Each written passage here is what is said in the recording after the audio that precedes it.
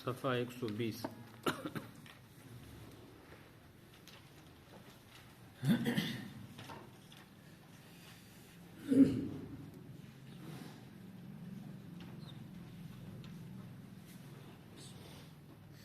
أعوذ بالله من الشيطان الرجيم. بسم الله الرحمن الرحيم.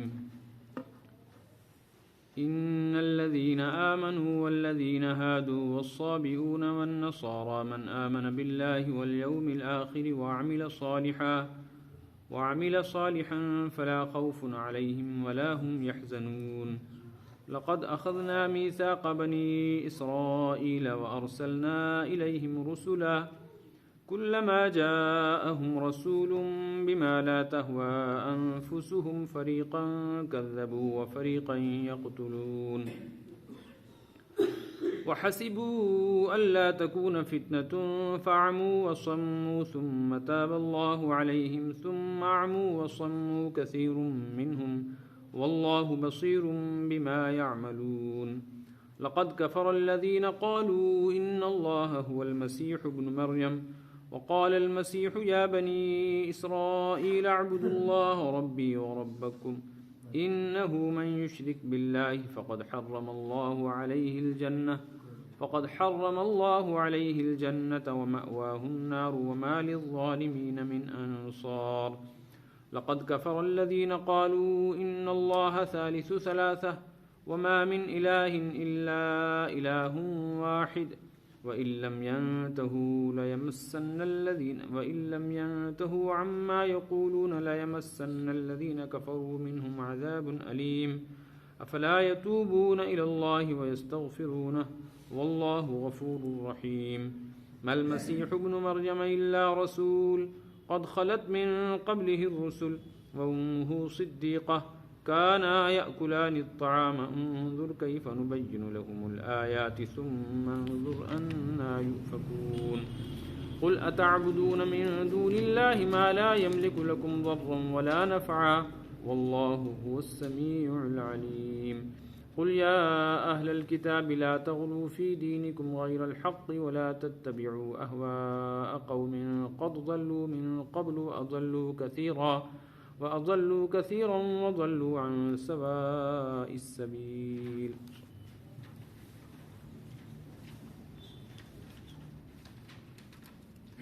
اس سبق کے مضامین پہلے گزر چکے ہیں. چند باتیں ہیں جن کی تفصیل تشریح ہوگی، ورنہ اگر پچھلے اسباق ذہن میں ہوں تو بہت حد تک اس سبق کو سمجھنے میں آسانی ہو سکتی ہے. یہود و نصارہ کا ایک دعویٰ تھا کہ ہم کیوں ہیں کافر، ہم کیوں ہیں جہنمی، جبکہ محمد صلی اللہ علیہ وسلم جو کچھ کہتے ہیں وہ سب ہم کر رہے ہیں. یہ کہتے ہیں اللہ ہے تو ہم بھی تو اللہ کو مانتے ہیں، یہ کہتے ہیں آخرت ہے تو ہم بھی مانتے ہیں، یہ کہتے ہیں کہ پیغمبر ہیں نبی ہیں تو ہم بھی نبیوں کو مانتے ہیں، یہ کہتے ہیں فرشتے ہیں تو فرشتوں کو بھی مان رہے ہیں، یہ حشر نشر عذاب و ثواب جنت و جہنم کی باتیں بتاتے ہیں تو یہ تو سب ہم مان رہے ہیں. یہ وحی کو کہتے ہیں تو وحی کو بھی ہم تسلیم کرتے ہیں. یہ کہتے ہیں اللہ نے اپنے نبیوں پر کتابیں نازل کی تو ہم تورات کو انجیل کو مانتے ہیں. پھر کیسے ہو سکتا ہے کہ یہ چلے جائیں جنت میں مسلمان اور ہم چلے جائیں جہنم؟ صرف اتنی سی بات کہ ہم نہیں مانتے محمد صلی اللہ علیہ وسلم کو نبی، بس اس وجہ سے کافر ہو جائیں گے. تو پھر بتاؤ وہ لوگ جنہوں نے حضرت موسیٰ کو نہیں مانا، یعنی ان کے زمانے میں نہیں تھے، بعد میں آئے، حضرت عیسیٰ کو ماننے والے، وہ کہاں جائیں گے؟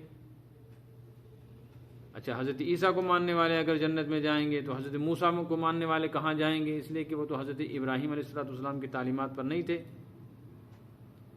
دونوں شریعتوں میں فرق بھی ہے. تو ایک شریعت یہ ہے، ایک شریعت موسوی ہے، ایک شریعت عیسوی ہے. صرف مسائل ہیں، باقی تو سب کچھ ہمارا جڑتا ہے. اس لیے ہم بھی جنتی، یہ بھی جنتی. اور یہ پرانی بات ہے، بہت پرانی. اسی کو نئے انداز سے آج لوگ کہہ رہے ہیں کہ جی یہودی بھی جنت میں جائیں گے اور عیسائی بھی جنت میں جائیں گے. یہ وہ طبقہ کہتا ہے یہ بات جو طبقہ بذا میں خود مسلمان ہے، اپنے آپ کو وہ مسلمان سمجھتا ہے، لیکن اس بیچارے کو اسلام کا عطا پتہ نہیں۔ اس نے جو نصاب تعلیم پڑھا ہے، جو سلیبس اس نے پڑھا ہے، جہاں اس کی ذہنی تربیت ہوئی ہے، وہاں الف سے لے کے یا تک، نرسری سے لے کے پی ایچ ڈی تک یہ نہیں سکھایا گیا ایمان کیا چیز ہے، نجات کا دار کس چیز پر ہے۔ پھر وہ اس میدان میں قدم ڈالتا ہے اور یہاں پھر بیان بازی کرتے ہیں کہ جی مولویوں نے دین کو تنگ کر رکھا ہے۔ ایسا نہیں ہے، تورات بھی اللہ کی کتاب، انجیل بھی اللہ کی کتاب، عیسیٰ بھی اللہ کے نبی، موسیٰ بھی اللہ کے نبی، اپنے اپنے وقت میں جو جس نبی کو مانتا تھا سب کہاں گئے؟ جنت میں گئے۔ اب محمد صلی اللہ علیہ وسلم آ گئے، جو ان کو مانے گا وہ بھی جنت میں چلا جائے۔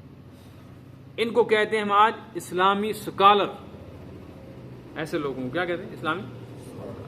یہ وہ طبقہ ہوتا ہے جو پینٹ شرٹ پہن کے آتا ہے اور بات کرتا ہے، اس لیے عام مسلمان ان سے متاثر نہیں ہوتا، عام مسلمان متاثر نہیں ہوتا۔ لیکن ایک بڑی بدقسمتی یہ ہے کہ داڑھی، ٹوپی، تسبیح، جبہ، قبہ سب پہن کر، عالمانہ شکل بنا کر، مولانا اور مفتی کہلوا کر، مبلغ اور داعی کہلوا کر، پھر ممبر و محراب پر آ کر یہی بات دوسرے انداز سے کہتا ہے کہ جی شیعہ بھی جائیں گے جنت میں، دیوبندی بھی جائیں گے جنت میں، جماعت اسلامی والا جائے گا جنت میں تو اہل حدیث بھی جائے گا جنت میں، تو بریلوی بھی جائے گا جنت میں۔ کیوں؟ اس لیے کہ سارے تو کلمہ ہی پڑھ رہے ہیں، سب قرآن کو مان رہے ہیں، سب کعبہ کو مانتے ہیں، سب حج کو مانتے ہیں، نماز روزے زکوٰۃ کو مانتے ہیں، قیامت پر ایمان رکھتے ہیں، سارے جنتی ہیں۔ یہ مولویوں نے فتوے لگا دیے فلاں کافر فلاں کافر فلاں کافر، ایسا کچھ نہیں۔ لوگ کہتے ہیں ہاں یہ مولویوں کے کارستان ہے۔ قرآن نے اس نظریے کی تردید کی کہ تھوڑا سا غور کرو، کچھ چیزیں ایسی ہیں جو تمہاری ذہنی حد کے اندر ہیں، اگر تم چاہو تو اس کے لیے باضابطہ تم کو کچھ پڑھنے کی ضرورت نہیں۔ یہ کیسے ہو سکتا ہے کہ تم ایک ملک میں رہتے ہو، اس ملک کے وزیر اعظم کو تو تم تسلیم کرتے ہو کہ وہ جو کہے گا ہم مانیں گے، لیکن جس اسٹیٹ میں رہتا ہوں اس اسٹیٹ کے وزیر اعلیٰ کو میں جوتے کی نوک پہ رکھتا ہوں، میں نہیں مانتا اس کو، نہ اس کا کوئی قانون مانتا ہوں، نہ اس کی عدلیہ کے نظام کو مانتا ہوں، اس اسٹیٹ میں یہ جو کچھ بھی کہے گا اس کو میں تسلیم کرنے کو تیار نہیں ہوں۔ تو آپ کو کیا لگتا ہے وہ کوئی باعزت پرسکون شہری رہے گا؟ نہیں رہے گا۔ یہ تو عام ایک مثال ہے۔ یہ کیسے ہو سکتا ہے کہ آدمی دعویٰ کرے ایمان کا لیکن ایمانیات میں سے جو بنیادی چیزیں ہیں انہی کا انکار کر دے؟ تو اس کو سمجھایا گیا ہے، یہ جو صفحہ نمبر 120 کی آخری سطر ہے، اس کا ترجمہ ہوا تھا، اس پہ غور کریں۔ آخری آیت، قل یا اہل الکتاب، آپ کہہ دیجئے اے اہل کتاب۔ اہل کتاب سے مراد ہیں یہودی اور عیسائی۔ تم جو کہتے ہو نا کہ ہم تورات کو مانتے ہیں، انجیل کو مانتے ہیں، لستم علی شیء، تم کچھ نہیں مانتے، اب بکواس ہے تمہاری۔ لستم علی شیء، تمہاری کوئی بنیاد ہی نہیں ہے۔ تم کہتے ہو ہم تورات کو مانتے ہیں، اللہ کہتے ہیں نہیں مانتے۔ تم کہتے ہو ہم زبور انجیل کو مانتے ہیں، تو اللہ فرماتا ہے نہیں مانتے۔ تم کہتے ہو عیسیٰ موسیٰ کو مانتے ہیں، اللہ کہتا ہے نہیں مانتے۔ اللہ کو مانتے ہیں، اللہ کہتا ہے نہیں مانتے، حالانکہ وہ مان رہے ہیں۔ وہ کہتے ہیں آخرت کو بھی مانتے ہیں، اللہ کہتے ہیں لستم علی شیء۔ اگر آپ کو عربی آتی تو آپ کو ترجمہ جو ہے نا اس کا مزہ آتا۔ لستم کا مطلب ہے تم ہو ہی نہیں، تم ہو ہی نہیں۔ علی کہتے ہیں بنیاد کو، شیء کسی بنیاد پر، بنیاد کے جو بہت سارے پتھر ہیں نا، تم تو کسی ایک پتھر بھی نہیں ہو، تم تو بنیاد سے نیچے ہو۔ شیء کا مطلب ہے کسی بھی چیز پر نہیں ہو۔ اللہ کو مانتے ہو، آخرت کو مانتے ہو، تورات انجیل زبور کو، حضرت موسیٰ عیسیٰ کو مانتے ہو، لیکن حضور صلی اللہ علیہ وسلم کو نہیں مانتے، تو بظاہر یہ ہونا چاہیے تھا کہ جب تک تم ہمارے نبی کو نہیں مانتے تب تک تمہارا ایمان مکمل نہیں ہے۔ 4 چیزیں ہیں لیکن 5ویں اللہ فرماتے نہیں، نبی کو نہیں مانا، لستم علی شیء، یہ بھی نہیں، اس کو ہم قبول ہی نہیں کریں گے۔ اس لیے کہ جو ہمارا نمائندہ ہے، جو یہ خبر لے کر آیا، جو یہ تعلیم لے کر آیا، بنیاد یہاں سے پیچھے کی طرف واپس آؤ۔ حتیٰ تقیم التوراۃ والانجیل، ہاں ہم تم کو اس وقت مانیں گے تمہاری کوئی بنیاد ہے جب تم تورات و انجیل کو قائم کرو گے، اس پر قائم رہو گے۔ کیا مطلب تورات و انجیل کو قائم کرنے کا؟ اس کا الٹا ترجمہ سمجھا ہے آج کے سکالروں نے کہ قرآن کہتا ہے اگر تم تورات کو انجیل کو مان لیتے ہو تو بس تم پھر ٹھیک ہے، اگر نہیں مانتے تو نہیں ہو، کیونکہ قرآن میں یہ آیا ہے، یہ ترجمہ نکالا حتیٰ تقیم التوراۃ، نہیں ہے تمہاری کوئی بنیاد جب تک کہ تم تورات کو نہ مانو، والانجیل اور انجیل کو نہ مانو۔ تو جو انجیل کو مانتا ہے، تورات کو مانتا ہے، وہ کہتے ہیں دیکھو قرآن خود کہہ رہے گی یہ بھی نجات والے ہیں اور ایمان والے بھی نجات والے۔ آگے اللہ فرماتا ہے وما انزل الیکم من ربکم، نہیں اس کے ساتھ تمہیں یہ بھی ماننا پڑے گا کہ اب جو محمد صلی اللہ علیہ وسلم پر قرآن نازل ہو رہا ہے اس کو بھی ماننا ہوگا۔ اگر تم نے اس کو نہیں مانا تو تم جو کہہ رہے ہو نا کہ ہم نے تورات کو مانا، تو وہ کل عدم ہو گیا۔ کیوں؟ اس لیے کہ تورات کو تب مانتے جب تورات کی تعلیم میں سے اس تعلیم پر بھی عمل کرتے کہ آخری نبی پر اور آخری کتاب پر ایمان لانا ہے، تو اس کو تو مانا نہیں، اس لیے ساری کتاب کا انکار ہو گیا، اور ایسے ہی انجیل کا بھی انکار ہوا۔ آگے اسی کو بات کو اس کو سمجھایا گیا آج کے سبق میں۔ دیکھیں آپ ترجمہ، ان الذین آمنوا، اللہ کے ہاں نظام یہ ہے کہ جو ایمان والے ہیں، جو لوگ یعنی مسلمان، والذین ہادوا، اور جو یہودی ہیں، والصابئون، اور جو صابی ہیں۔ صابی کون ہے؟ آپ کو یاد ہوگا پہلے پارے میں اس پہ بات ہو چکی ہے، لیکن دوبارہ بتا دیتا ہوں۔ بہت سارے اقوال ہیں مفسرین کے صابی کون سی جماعت ہے، اب تو یہ موجود نہیں ہے۔ جو مشہور ہے وہ یہ ہے کہ زبور حضرت داؤد علیہ السلام پر جو کتاب نازل ہوئی تھی، اس زبور کو ماننے والے اور حضرت داؤد علیہ السلام کے زمانے میں ایمان لانے والے قوم آگے چل کر صابی کہلائے تھے۔ اس کا مطلب ہے مسلمان قرآن کو مانتا ہے، یہودی کس کا دعویٰ کرتا ہے؟ تورات کا، عیسائی انجیل کا، اور صابی زبور کا، اللہ کی 4 بڑی کتابوں کو ماننے والے۔ والنصارى، اور جو نصارى یعنی عیسائی جو انجیل کو مانتے ہیں۔ ان میں سے کوئی بھی آدمی کامیاب نہیں ہے جب تک کہ من آمن باللہ والیوم الآخر، جب تک اللہ پر اور آخرت پر ایمان نہ لائے۔ اور اللہ پر اور یوم آخرت پر ایمان لانے کی دلیل کیا ہے؟ یہ تو مانتے تھے نا، وہ اللہ کو بھی اور آخرت کو بھی یہ طبقہ مانتا تھا، لیکن آگے فرمایا نا وَعَمِلَ صَالِحًا، اس کے بعد عمل صالح کرے۔ اور عمل صالح کی سب سے پہلی بنیاد ہے وقت کے نبی کی اطاعت۔ جب وہ نہیں ہے تو اس کا مطلب ہے ایمان باللہ اور ایمان بالآخرت کل عدم قرار دے۔ ہاں جو آخرت پر ایمان رکھتا ہو، اللہ پر ایمان رکھتا ہو، پھر وہ عمل صالح کرے، یعنی وقت کے نبی کی حضرت محمد صلی اللہ علیہ وسلم کی تعلیمات کو مانے، فلا خوف علیہم ولا هم یحزنون، ان کو کوئی خوف اور رنج نہیں ہوگا۔ اس خوف اور رنج پر تفصیل سے پیچھے بات ہو چکی ہے۔ یہ کیوں کر رہے ہیں ایسا یہودی اور عیسائی یا رسول اللہ صلی اللہ علیہ وسلم کہ آپ کے راستے میں رکاوٹ بنتے ہیں، نہیں مانتے، مخالفتیں کرتے ہیں، جبکہ ان کی کتاب ہی بتا رہی ہے کہ آپ نبی برحق ہیں۔ اصل بات یہ ہے لقد اخذنا میثاق بنی اسرائیل، ہم نے بنی اسرائیل سے نہیں، یہودیوں سے بہت پہلے یہ وعدہ نبیوں کے ذریعے سے لے لیا تھا۔ وارسلنا الیہم رسلا، اور رسول بھی ان کی طرف بھیجے تھے کہ تمہارے پاس جب بھی کوئی صاحب شریعت نبی کوئی پیغام نیا، کوئی نئی دعوت لے کر آئے گا اس کو قبول کرو گے۔ تو ہم بھیجتے تھے نبی، کبھی کوئی نبی آیا، کبھی کوئی نبی آیا، لیکن ان نے کیا کیا؟ کلما جاءہم رسول، جب بھی کوئی رسول آیا، بما لا تہوا انفسہم، ایسی بات بتائی جو ان کو پسند نہیں تھی، پھر کیا کیا انہوں نے؟ فریقاً کذبوا، نبیوں کی ایک بڑی جماعت کو تو جھٹلا دے کر ہم مانتے ہی نہیں، وفریقاً یقتلون، اور بہت ساروں کو انہوں نے قتل کر دیا، جیسے حضرت زکریا کو، حضرت یحییٰ کو، حضرت عیسیٰ کو قتل کرنے کا پروگرام بنا لیا تھا، لیکن اللہ نے ان کو اٹھا لیا بہت سارا۔ تو اب جب آپ آئے ہیں تو آپ کے آنے پر بھی یہی کر رہے ہیں، کوشش کرتے ہیں قتل کی، وہ ہو نہیں سکتا تو جھٹلاتے ہیں۔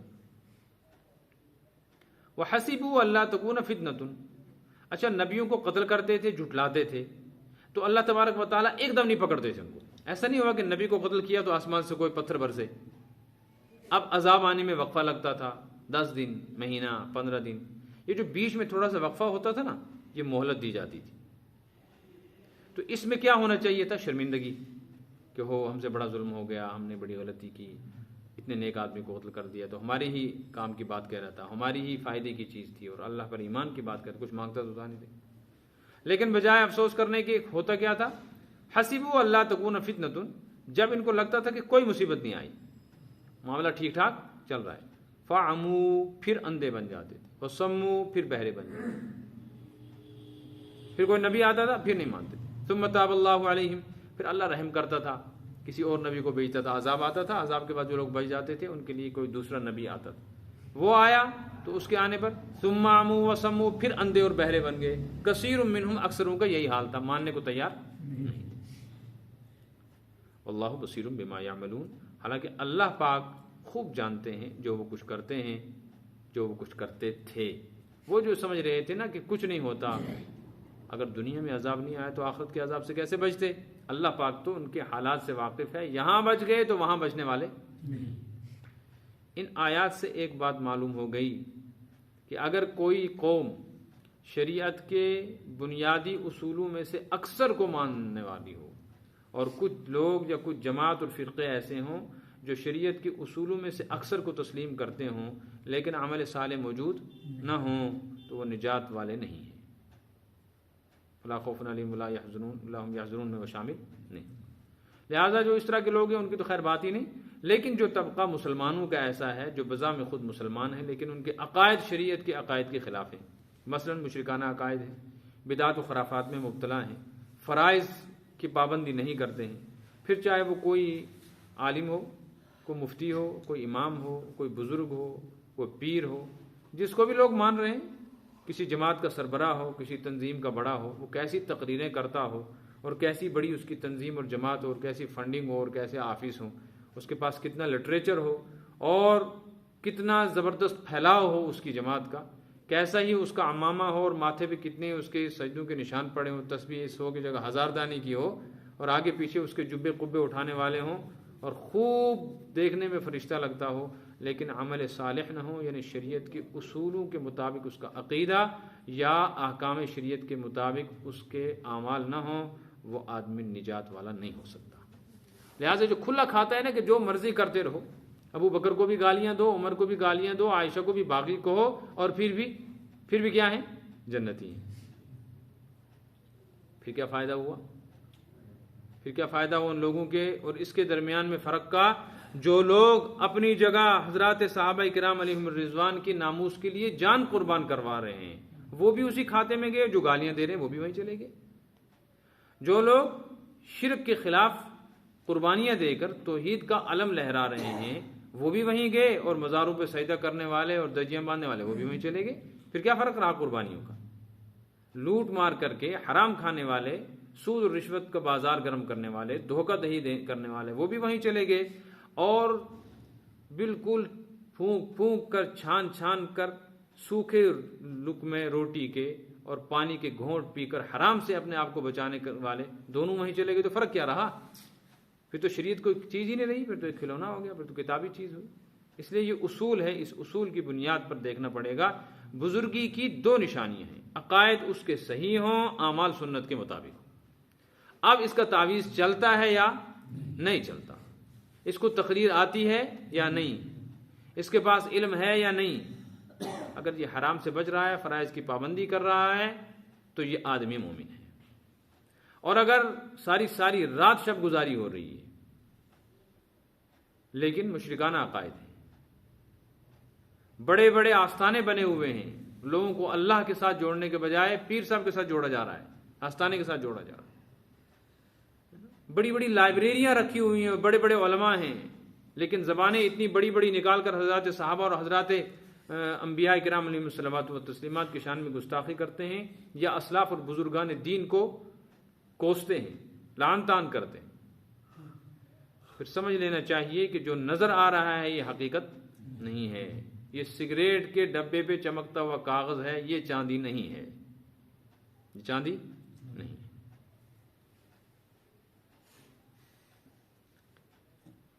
لقد کفر الذین قالوا، اب عیسائیوں کا ذکر شروع ہو گیا بیچ میں، یہودیوں کا بھی تک ذکر چل رہا تھا، چونکہ تورات کا اور انجیل کا ساتھ ذکر آیا تو عیسائیوں کا بھی ذکر آ گیا۔ لقد کفر الذین قالوا، کہ ان عیسائیوں کو دیکھو، یہ عیسائی اپنے آپ کو کہتے ہیں ہم حضرت عیسیٰ کو مانتے ہیں، تورات کو، انجیل کو مانتے ہیں، اللہ کو مانتے ہیں، آخرت کو مانتے ہیں، لیکن ان بدبختوں کا یہ ذہن نہیں جاتا ہے اس طرف کہ کہتے کیا ہیں؟ کہتے ہیں ان اللہ هو المسیح ابن مریم، اللہ تو مسیح ابن مریم ہی ہے۔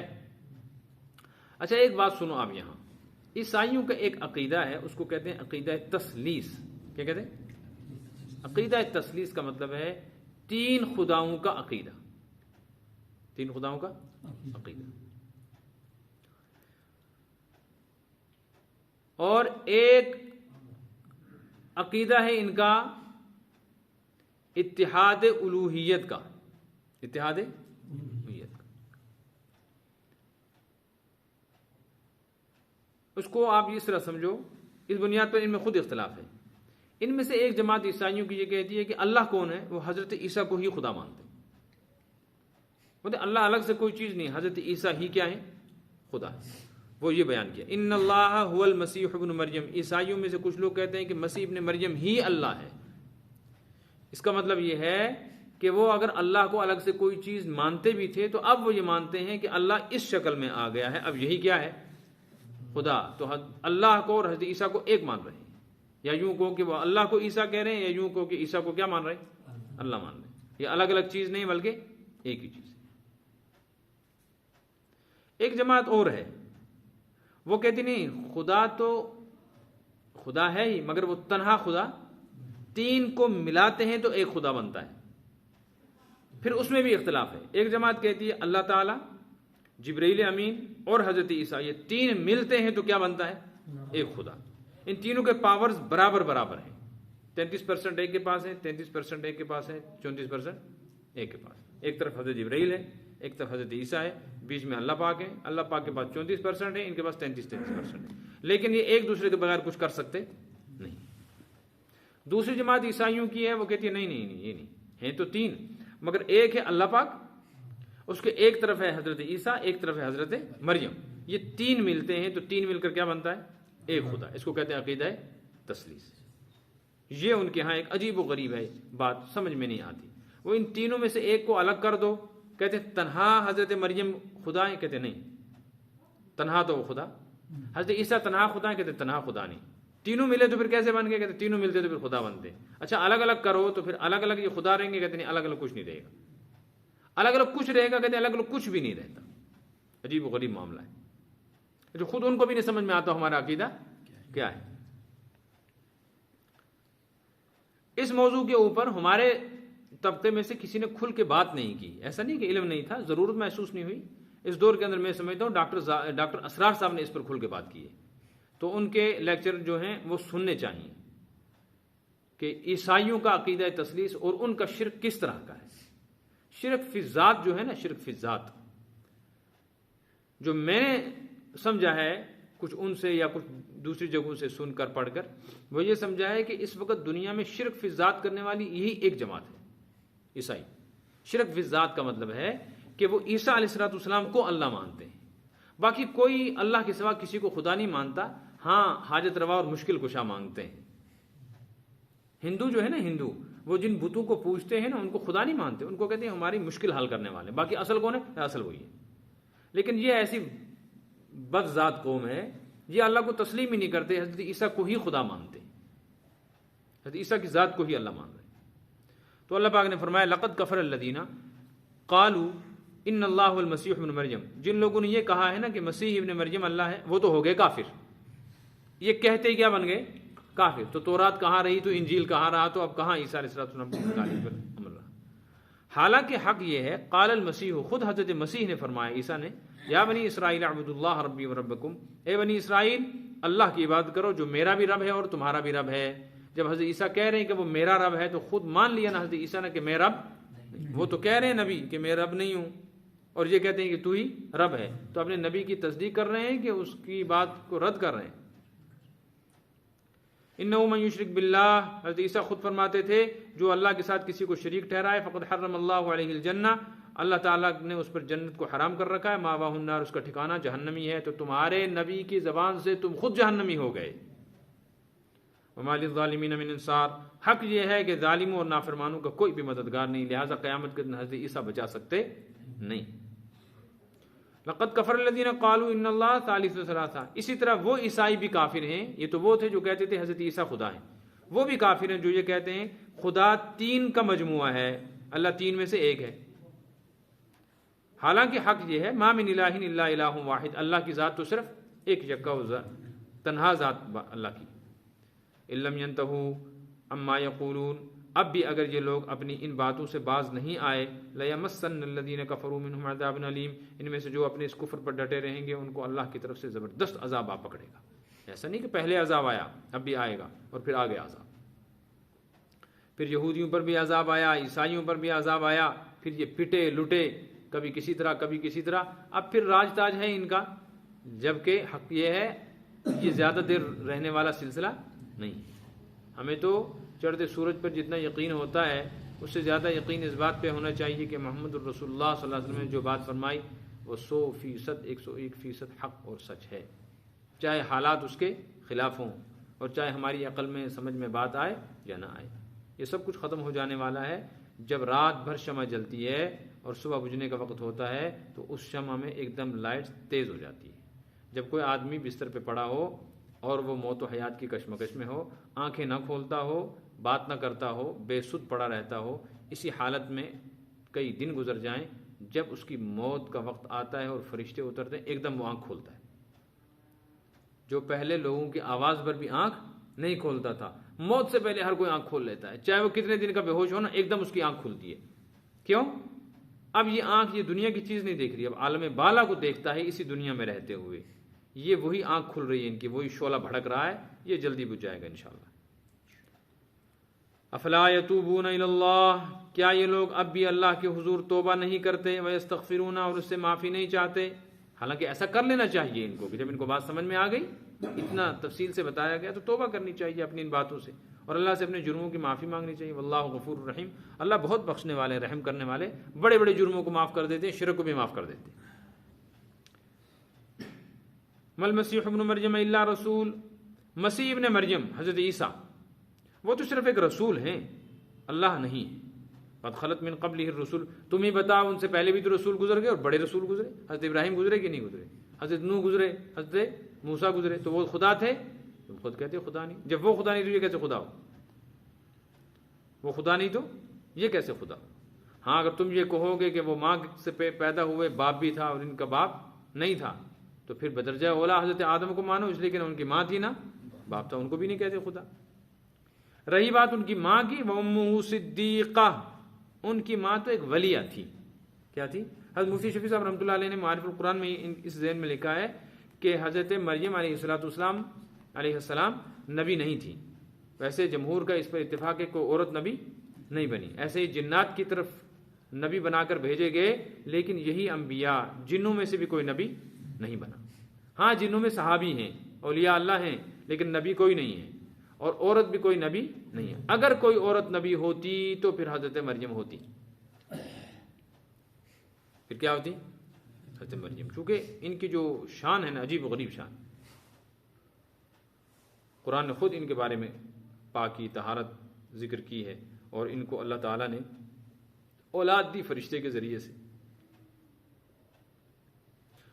اور نبوت کا مقام بہت بڑا ہے ولایت سے۔ جب حضرت عیسیٰ کی والدہ حضرت مریم کا قرآن ذکر کر رہا ہے، تو اگر یہ نبی ہوتی تو قرآن کہتا ہے وَأُمُّهُ نَبِيَّةٌ، ان کی ماں کیا ہے؟ نبی، کیونکہ بڑا عہدہ یہی ہے نا، تو پھر تو یہی کہتے۔ لیکن قرآن کہتا ہے أُمُّهُ صدیقہ، وہ ولیہ تھی، اس سے پتہ چلا نبی بھی، وہ تو نبی بھی نہیں تھی، تم ان کو خدا مان رہے ہو۔ کانا یاکلان الطعام، اچھا چھوڑو سب باتوں کو، تم کہتے ہو وہ خدا ہیں۔ حضرت عیسیٰ کھانا کھاتے تھے کہ نہیں کھاتے تھے؟ کھاتے تھے۔ اور ان کی ماں کھانا کھاتی تھی کہ نہیں کھاتی؟ کھاتی تھی۔ جب کھانا کھاتی تھی تو اس کا مطلب ہے جو کھانا کھائے گا اس کو بھوک لگے گی تبھی تو کھائے گا، ہے نا؟ ضرورت محسوس ہوئی، جب کھانے کی ضرورت محسوس ہوئی تو پانی کی بھی ضرورت محسوس ہوگی، اور جو تم کھا پی رہے ہو یہ کہاں سے نکلتا ہے؟ زمین سے، تو زمین بھی ہونی چاہیے نا تب روزی نکلے، اور بارش بھی برسنی چاہیے تاکہ روزی تیار ہو۔ تو اس کا مطلب ہے جس کو کھانے کی ضرورت ہے اس کو زمین بھی چاہیے، چاہے اپنی ہو یا کسی کی ہو، لیکن زمین ہوگی تبھی تو اناج ملے گا۔ اس کو آسمان سے برستا پانی بھی چاہیے، اس کو کھانے کے لیے غذا بھی چاہیے، اس کو پکانی بھی ہے، اور جو ان چیزوں کا محتاج ہو وہ خدا کیسے ہوگا؟ وہ تو خود محتاج ہے کھانے پینے کا۔ اب جب یہ نہیں کھانے پینے والے ہو سکتے نبی، اچھا یہ ایسی بات ہے، یہ ان کو سمجھ نہیں آئی بدبختوں کو، کن کو؟ عیسائیوں کو یہ سمجھ میں نہیں آئی کہ وہ کھانا کھاتے تھے، ہم خدا کیسے مانتے؟ مکہ کے مشرکوں نے یہی اعتراض کیا تھا حضور پہ، کہنے لگے ہم ان کو نبی مان لیتے مگر نبی کیسے مانے، ان میں ایک کسر ہے، وہ کیا ہے؟ یاکل الطعام، کھانا کھاتا ہے۔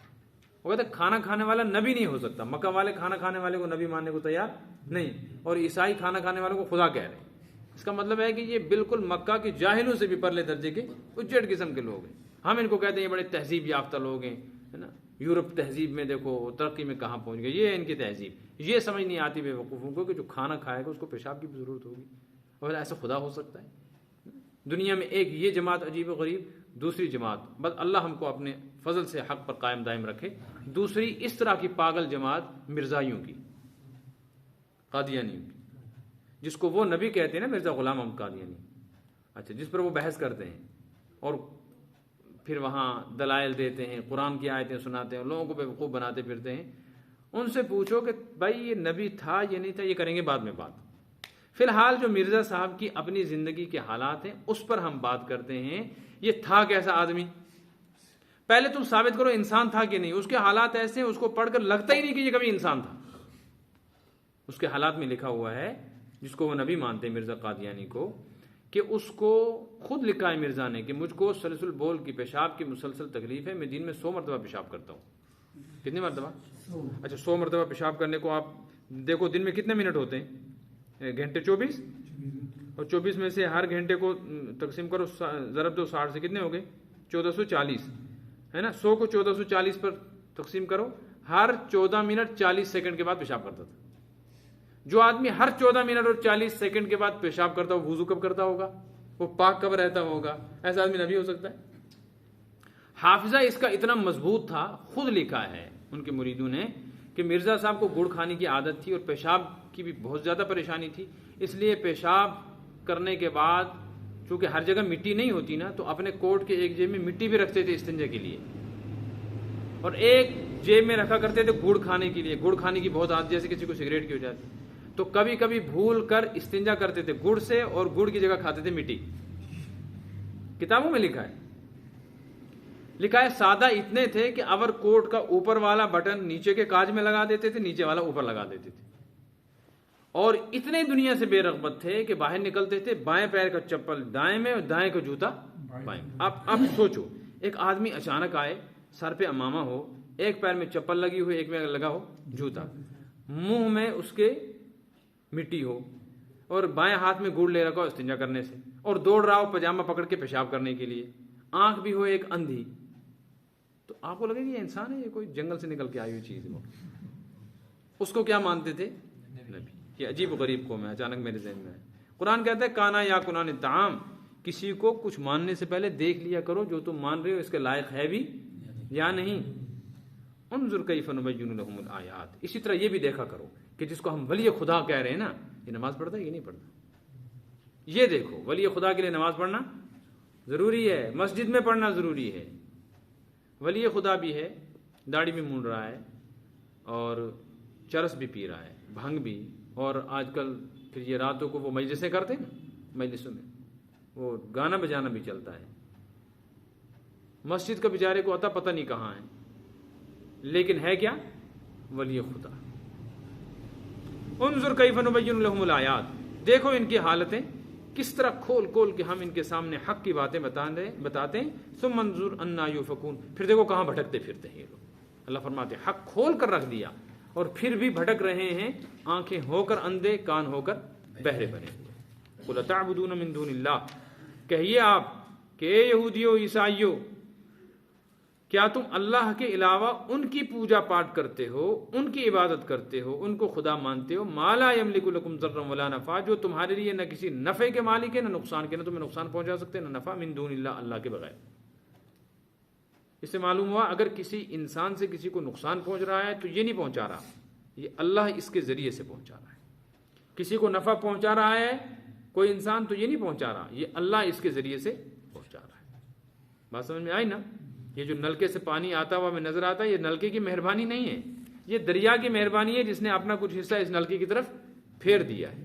اگر نلکے ہی کا کمال ہوتا، پھر جب زمین خشک ہو جاتی ہے تو پھر نلکے سے پانی کیوں نہیں نکلتا؟ پھر جب جم جاتی ہیں برف میں یہ پائپیں، پھر پانی کیوں نہیں آتا؟ واللہ هو السمیع العلیم، بس اللہ ہی ہے وہ ذات جو پوری پوری حقیقت کو سننے والا اور تمام چیزوں کی حقیقت کو جاننے والا ہے۔ لوگ کیا کہتے ہیں، لوگ کیا کرتے ہیں، اللہ کو خبر ہے۔ اللہ اسی اعتبار سے لوگوں کو ان کے اعمال کی جزا و سزا دے گا۔